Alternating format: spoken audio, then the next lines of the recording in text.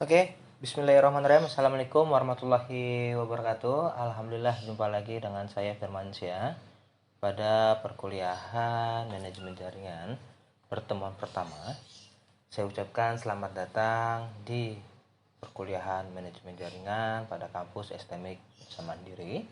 Semoga Allah Subhanahu wa taala memberikan keberkahan pada kelas ini.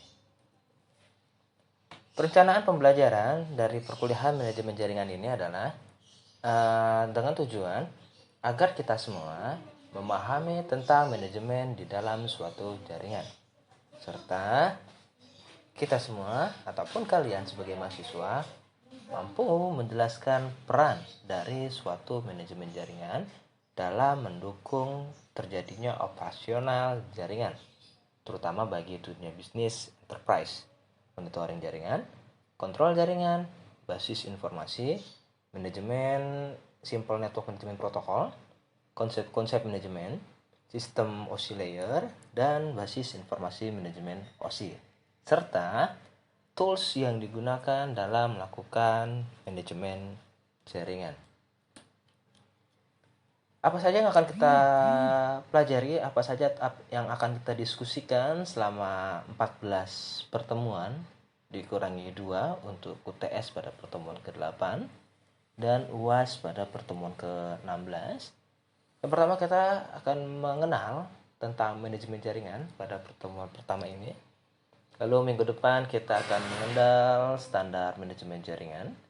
Pertemuan ketiga tentang komponen pembentuk sebuah jaringan. Pertemuan keempat network provisioning tentang planning. Dan pertemuan kelima tentang desainnya. Pertemuan keenam bagaimana konsep ataupun cara kerja dari simple network management protokol. Pertemuan 7 kita akan mencoba untuk review ataupun quiz, dan pertemuan ke-8 di UTS.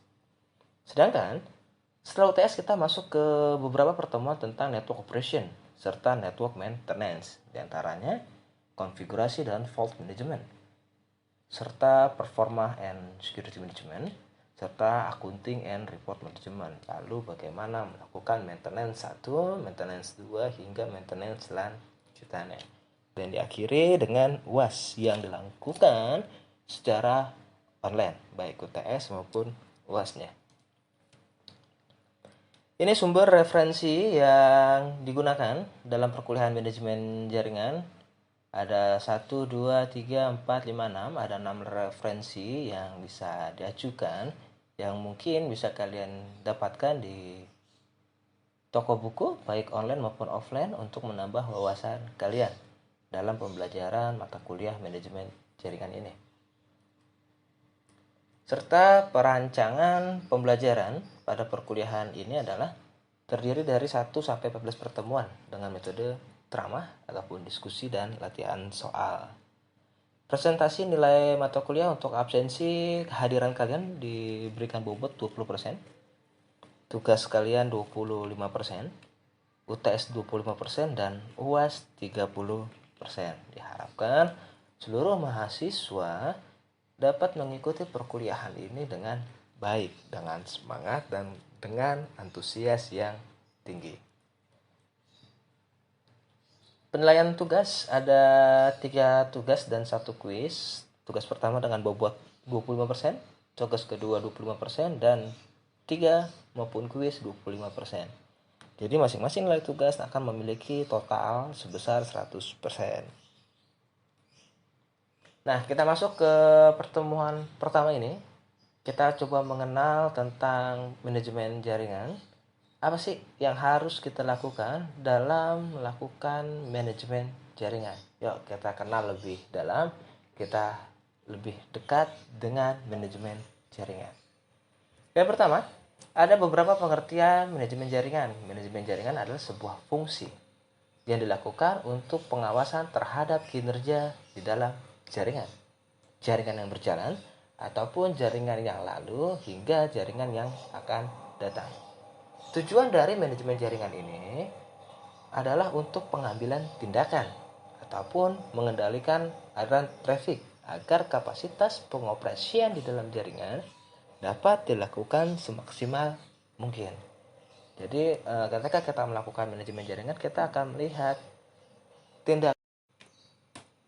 Selanjutnya, upaya mengkoordinasikan dan mendistribusikan sumber daya resource ataupun sumber daya dalam pembentuk sebuah jaringan, yang tujuannya untuk mampu merencanakan, menganalisa, mengevaluasi, mendesain, ataupun mengadministrasikan hingga mengembangkan sebuah jaringan tersebut.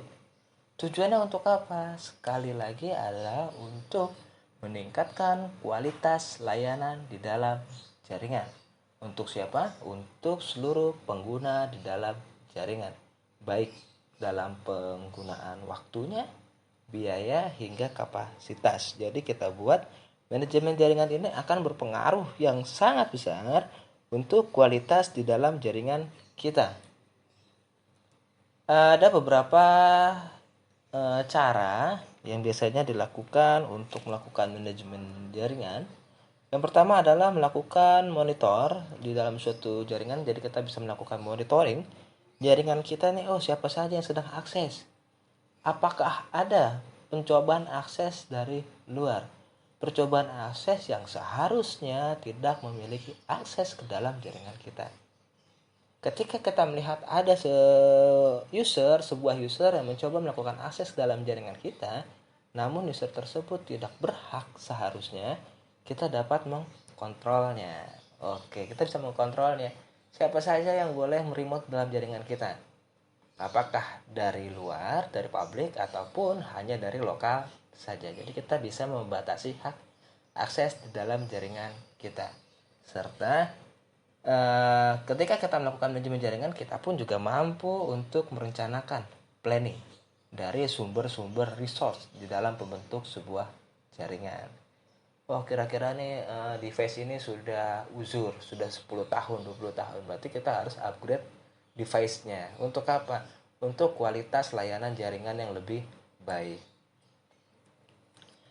Selanjutnya ada tugas-tugas dalam manajemen jaringan ataupun tugas-tugas yang biasanya dilakukan oleh seorang network administrator ketika melakukan manajemen jaringan. Yang pertama adalah mengawasi lalu lintas di dalam jaringan. Jadi kita bisa melihat trafficnya, port mana yang kebuka, protokol apa yang terbuka, ataupun ada yang terjadi apa di dalam jaringan kita. Kita bisa melakukan monitoringnya, serta meningkatkan otomatisasi. Mengawasi waktu responnya, berarti bisa kita melihat juga delay, paket loss, ataupun kita bisa melihat traffic-trafficnya, menyediakan fitur keamanan. Nah, pasti dalam sebuah jaringan haruslah kita mengimplementasikan namanya keamanan di dalam sebuah jaringan. Serta pula kita mencoba melakukan untuk pengaturan lalu lintas, memperbaiki kemampuan ataupun memperbaiki kekurangan jaringan yang saat ini untuk jaringan yang lebih optimal akan data, serta mendaftarkan hak-hak akses pengguna di dalam jaringan kita. Atau yang bahasa lebih enaknya itu adalah meregistrasikan penggunanya. Registrasikan pengguna seperti apa? Mungkin kita bisa mendaftarkan user dan passwordnya. Kita bisa mendaftarkan baik mungkin nama usernya, passwordnya, tahun, tanggal, bulan. Sasaran kenapa harus diadakannya sebuah manajemen jaringan ini adalah, yang pertama adalah untuk menjaga agar jaringan tetap berjalan, serta memelihara kinerja jaringan, ataupun mengurangi ongkos kepemilikan, ataupun berarti nanti ada tentang audit di dalam jaringan. Jadi tujuannya adalah menjaga, memelihara, serta mengurangi anggaran biaya. Tujuan dari manajemen jaringan itu adalah menyediakan pelayanan jaringan telekomunikasi yang terbaik untuk sebuah perusahaan dan karyawan pada biaya serendah mungkin. Jadi nanti kita akan mencoba memberikan host cost terendah ataupun rancangan anggaran biaya yang kira-kira pantas untuk melakukan pengimplementasian jaringan. Tujuannya untuk apa? Untuk menyiapkan dan melaksanakan budget, mengikuti perubahan pergantian perangkat. Tapi jangan sampai ketika kita membeli perangkat dengan mempertimbangkan cost ini mahal, tapi perangkat yang kita beli lebih murah, hanya mampu berjalan sekitar 1-2 tahun saja. Jadi dipastikan perangkat yang kita gunakan ataupun perangkat yang kita beli, kira-kira masa usianya pun juga cukup panjang.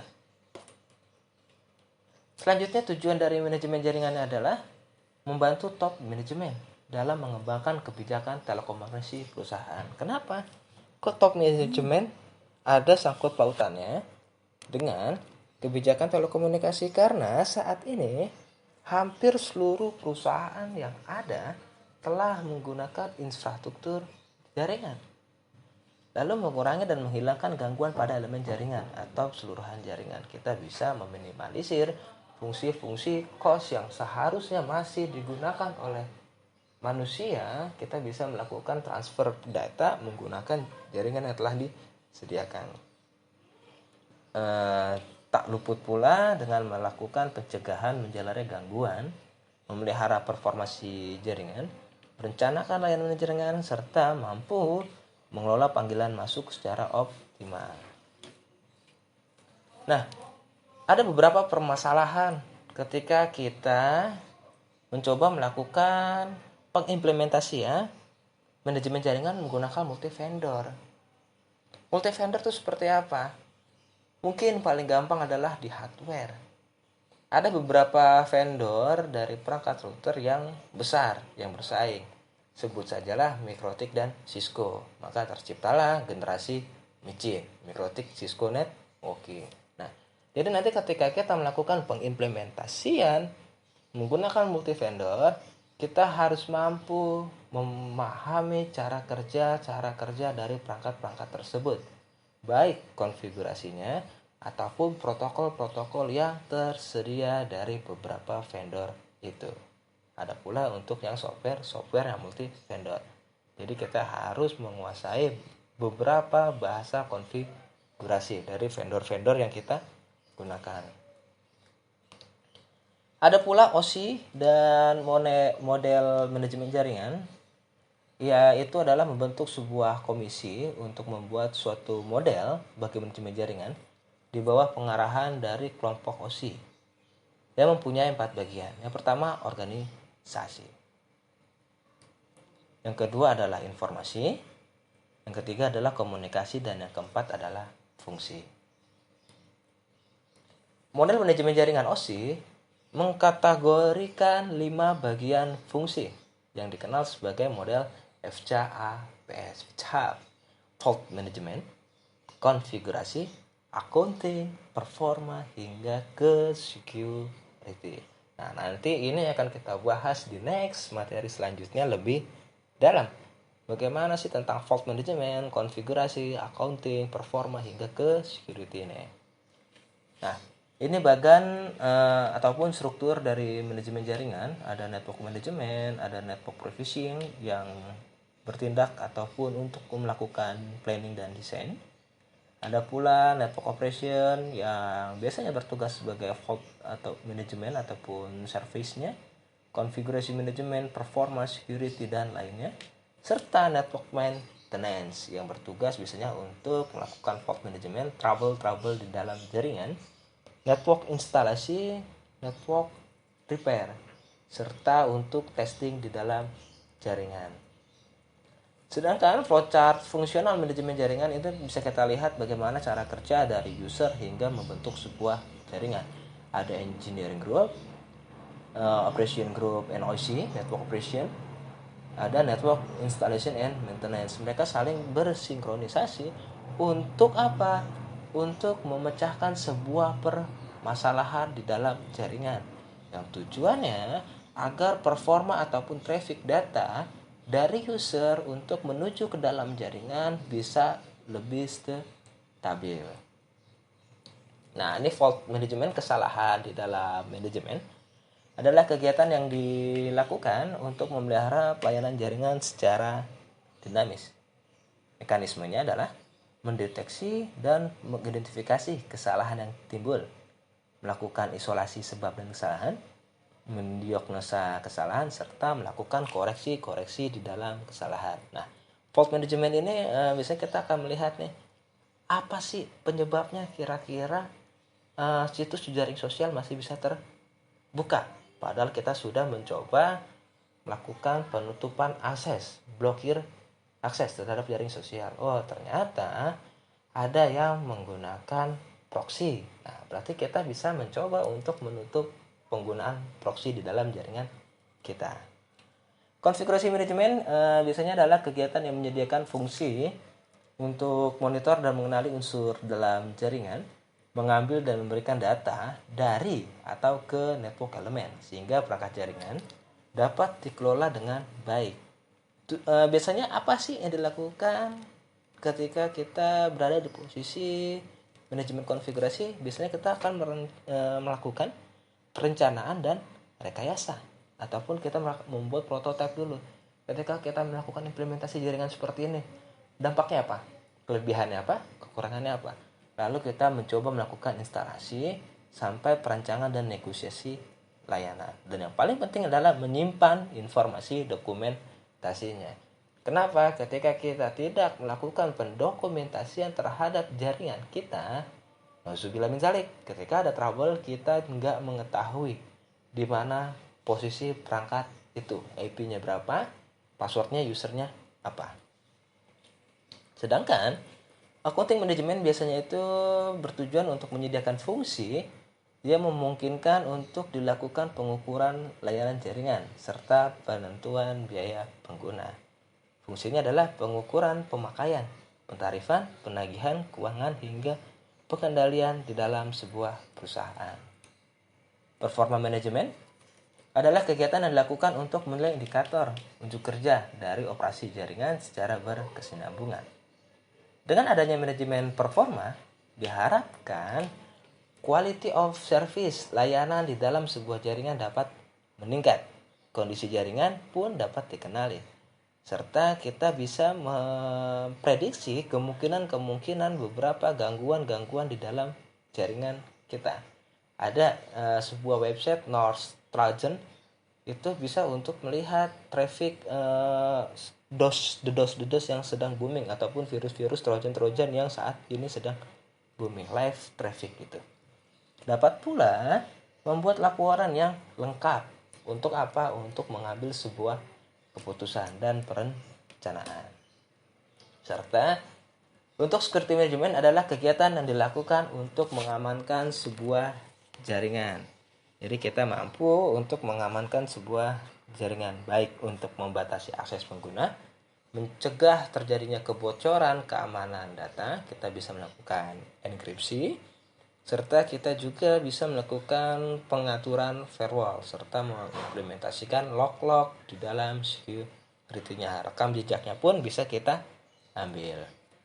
Nah, ini faktor utama yang menyebabkan downtime di dalam sebuah jaringan. Biasanya ada kesalahan operasi ataupun error operation, ada kesalahan di dalam jaringan, serta ada beberapa kesalahan yang cukup besar ketika software application yang kita gunakan tidak sesuai. Seperti terlihat pada gambar sebelumnya, gambar 1, ada beberapa faktor yang menyebabkan internet networking infrastruktur sering failure, link failure, gagal, yang berakibat terganggunya pelayanan kepada pengguna di dalam jaringan. Nah, hal ini yang harus kita selesaikan ketika kita berada di posisi bekerja di manajemen jaringan ataupun network administrator yang bertugas untuk melakukan monitoring analisa untuk meningkatkan kualitas jaringan yang lebih baik. Aktivitas yang dilakukan biasanya ketika kita melakukan manajemen jaringan adalah kita melakukan monitoring, pengamatan jaringan yang sedang berjalan. Kita bisa untuk melakukan controlling. Dalam jaringan lokal tersebut ada Firmansyah yang sedang membuka jaring sosial dan melakukan download sampai 10 GB. Nah, pada monitoring kita bisa melihat aktivitas Firmansyah itu. Pada di controlling kita mungkin bisa langsung memutuskan aktivitas yang dilakukan oleh saudara Firmansyah. Serta pun kita juga bisa untuk mengambil datanya. Kita bisa merekam, kita bisa melihat data-data yang sedang dilakukan. Semua aktivitas bisa kita record, kita bisa melakukan monitoring. Firmansyah tadi ini jam 2 buka Facebook, jam 2:10 buka YouTube. Data akan tersimpan dalam monitoring. serta pun juga ada kita bisa untuk melakukan pemutusan jaringan, memperingati, ataupun kita bisa melakukan analisa dari waktu-waktu yang telah dilakukan tadi. Untuk apa? Untuk mengoptimalkan jaringan yang akan datang. Ini pun juga sama. Nggak jauh bagaimana cara kerja dari aktivitas di dalam monitoring jaringan. Ada pula common network problem, ada loss of connection, duplicate IP address. Loss of connection biasanya ada sebuah trouble baik di sebuah device ataupun di interface kita. Ini bisa kita beberapa penggunaan pengimplementasian baik untuk ether channel ataupun bonding biar loss connectionnya lebih minim ataupun redundancy. Duplicate IP address bisa kita hindari ketika kita melakukan pengimplementasian di HCP server dan di HCP client. Ada intermediate problem, network configuration issue, non problem, performa problem. Performa problem itu biasanya ketika jaringannya besar, tapi device yang kita gunakan device yang kurang support. Nah, kita harus mempertimbangkan kalau kita menggunakan suite ada namanya hierarki suite, ada lapisan core, distribusi sampai ke akses. The challenge of IT manager biasanya untuk reliability, non real time problem, rapid teknologi hingga ke central management. Ini adalah NM komponennya, ada NMS komponen agent yang berguna bisa bertujuan untuk memantau objek-objek network serta network agen pun yang bertujuan juga hampir sama. Ini ada pula interoperability, ada beberapa vendor, ini biasanya multi vendor. Bagaimana kita menggabungkan beberapa vendor yang berbeda? Karena ada beberapa protokol yang terdapat ataupun tidak. Contohnya OSPF ada semua enggak di protokol router. RGB ada tidak di semua protokol router. Di Cisco namanya ada Ether channel, di MikroTik namanya bonding. Di sini kita harus mempertimbangkan beberapa pengimplementasian ketika kita menggunakan multi vendor. Jangan sampai protokol-protokol yang berbeda tersebut kita gabungkan, traffic akan bermasalah. Kecuali ada support untuk multi vendor, dua protokol yang berbeda tapi bisa digabungkan dengan dua vendor yang berbeda. Ada pula status dan tren masa depan adalah Simple Network Protocol Management, Limit CMAP, Operation System, Policy System, tren masa depan, Object Oriented, serta Service and Policy, Business Management, Web Based Management. Oke, sekian dari saya. Assalamualaikum warahmatullahi wabarakatuh.